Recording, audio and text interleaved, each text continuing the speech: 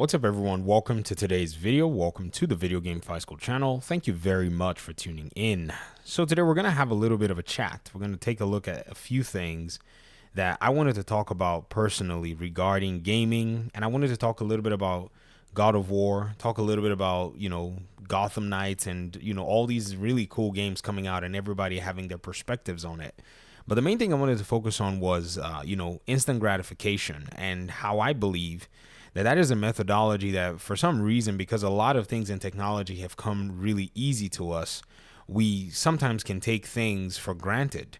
Now, I remember in 2019 when I first started, actually a few months after I started out the Video Game Fight School channel, I used to make a lot of these combat evolution videos. So I made a video titled Combat Evolution of Kratos in Video Games, 2005 to 2018. This is where I went through the different God of War games, and I actually was playing a lot of these games. I had to go subscribe for PlayStation Now to be able to play the other God of War games and capture footage for it because I never got to play them. And it was very interesting to see how all these games, or all the other games came full circle. God of War 3 Remastered, God of War 2. I haven't beaten them, but I remember a neighbor of mine had a PlayStation back in the day, and I got to play a little bit of some of the old God of War games. But, you not owning the game is different in a sense, than you owning the game, eventually beating or playing the game. So I remember going around and just, looking at the graphics and going, man, that's crazy. And guess what? By this time, I had already played and beaten the 2018 God of War before I went back to start playing all of these other games. So this was a big eye-opener for me as to how far the franchise had actually come.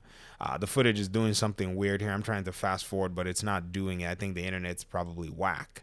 But I think this actually brings everything full circle when you actually go and look at today and see what we have regarding this game and look at the quality that's here. So here's God of War fired up on my PC. And, I've been dropping some hours on this, and I finally beat the story because, Ragnarok is coming out pretty soon. And, don't mind my frame rate dropping because I'm pushing my computer to the max. But seeing the way, graphics and visuals and everything has evolved, or not just evolved, evolved and transformed and revolutionized all together at the same time is, just amazing as to how all of this has happened. And what's crazy is a lot of the folk that, have been at the helm of all this stuff are still the people that are, they're still in the mix of things today, looking at the character, looking how he's been represented in Mortal Kombat games, in other God of War games, and so on and so forth. And I think because these people have given up a lot of time and sacrifice to get these games and these characters to this point, it's very easy to lose the appreciation. In fact, one thing that you'd also realize is a lot of fans who are actually in these ecosystems don't even seem to like the new iterations of these games. That's a whole different conversation for another time. I'm not saying that, one agency is right or one agency isn't. I'm just saying that to me, having to play this was phenomenal, and going back to see how everything else had come full, circle was just even better, and then I understood even much more why the Blades of Chaos scene was even better. You know what I mean? Like, you don't get it until you actually, experience it. And that was the big issue and a big deal that made me really enjoy this game, because going back was kind of the eye-opener on many fronts. It brings me to the conversation full circle where I'm talking about, Gotham Knights. I'm looking at this game and I'm, just basically sharing my thoughts. And I see a lot of people on the internet say, well, the game doesn't just meet the standards of today. And a lot of people are not willing to, in a sense, envision the growth, potential of a lot of these video games in their minds. If a game doesn't really get the job done, or if the game doesn't really look a specific way, then the game is done in their sight. We're 22 hours away from the other iteration of this God of War game. It took over 4.5 years, right? And so when people are looking at these iterations, but you're looking at these two games, but you don't necessarily factor in the fact that God of War overall is a 17-year-old franchise. And yet, a game like Gotham Knights comes out. This is its first iteration, from a team that has basically gone through so many transformations and all of the above. and everybody wants the game to be stellar in every aspect at the moment that they're dropping that. To me, that doesn't seem realistic at all. I don't see it. I don't know why. And somebody was, commenting on my videos. I didn't think they're trying to mock me or something, thinking like they have valid points, saying that, I'm the Pied Piper of mediocrity or something like that because I'm promoting mediocrity. Like, I don't know good quality games if I see it. That couldn't be further from the truth. Anybody can see a really good game and know that the game is quality, but not a lot of people are willing to delve into the nuance of an entire conversation. I was watching GameRank's video surrounding, Gotham Knights, what happened or something like that was what the video was actually titled. And I read a comment, I don't know how true this is, but usually developers or people who work in these studios are going to go ahead and, comment on stuff like that. And, what the comment said was this person said, I was at Warner Brothers Montreal when this game was first pitched. Apparently, the game had been scrapped many times. Whatever you have as Gotham Knights had been scrapped over and over again until they were finally able to put together a pitch that they took the, pitch to Burbank, according to this person, Burbank, California, I think. And finally, Warner Brothers accepted the pitch for Gotham Knights, which is basically what you have here, a co-op game with Batgirl and so on and so forth.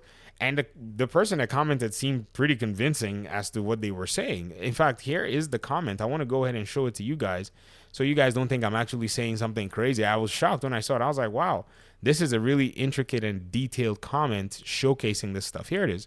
This person said, I was working at Warner Bros. Montreal at the time this game was greenlit. Before that, the game had been scrapped and started over a bunch of times. Each time a new team of people took over, the pitch ended up going enough for them to have built a small demo.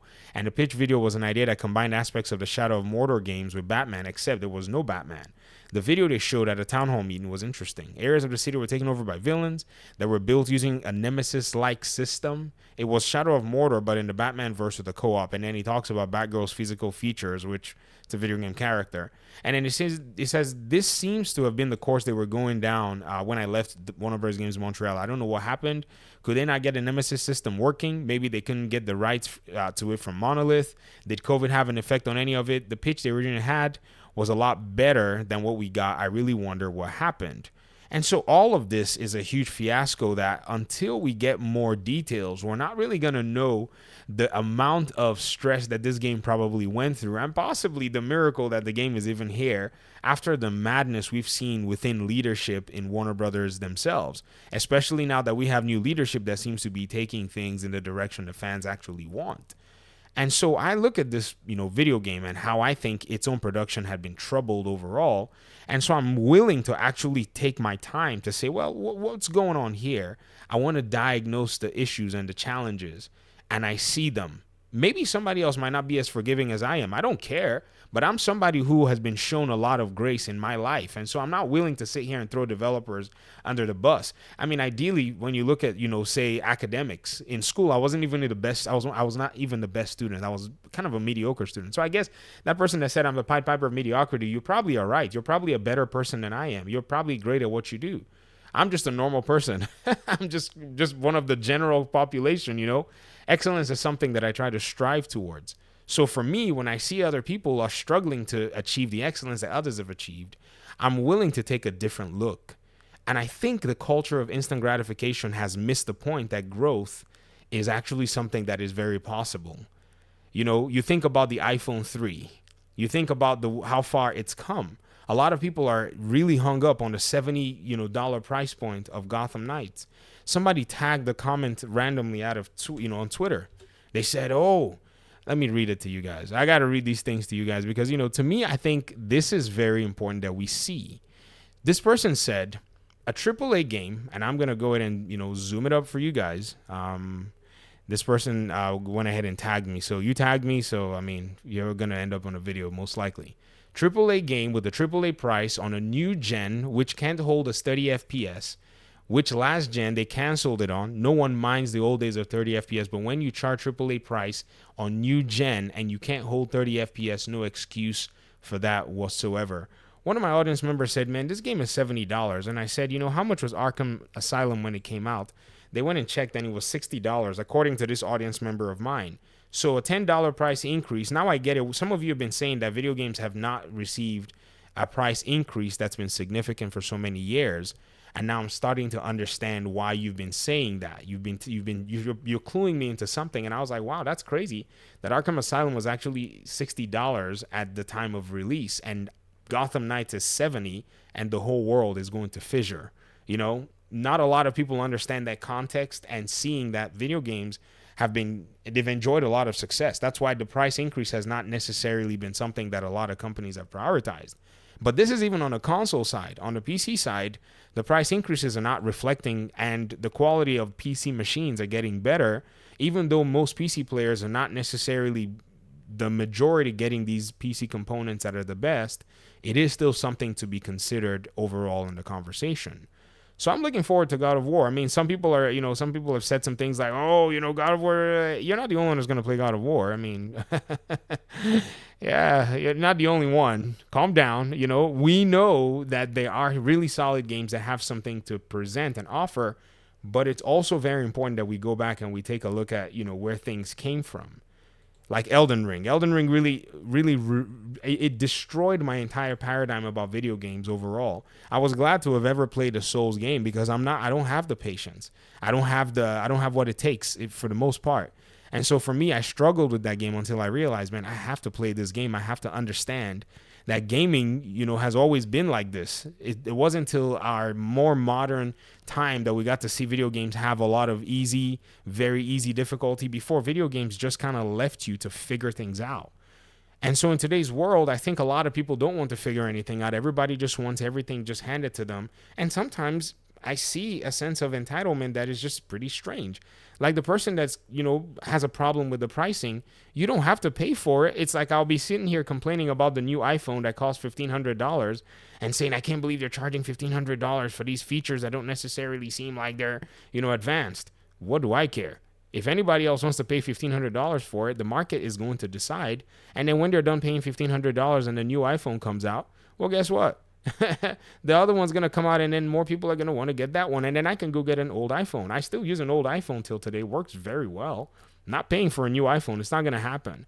Why? Because Apple does a thing that makes me upset with the technology. But I don't sit here making videos saying, Apple is charging premium for an old technology that Samsung has already achieved 5 years ago. That's none of my business.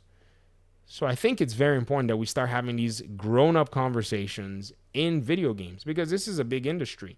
This is the industry that, if you kind of think about it, is the most profitable software industry that we actually have in today's world. Video games, they outclass every other software industry overall.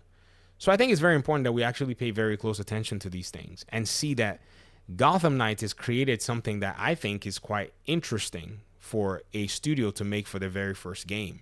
It's not the best. It's not your first God of War game. It's not your, God of War 3 or whatever it is. But imagine if you had a third iteration of a video game that this team can actually put together. They have the framework. They have the data. They have the, mechanics in place. And so I think from now, the only place they can go is up. If everybody says that their first game is, people are saying, not everybody, but if these people are saying that their first game is mid or whatever, then they can only go up from here, which is good.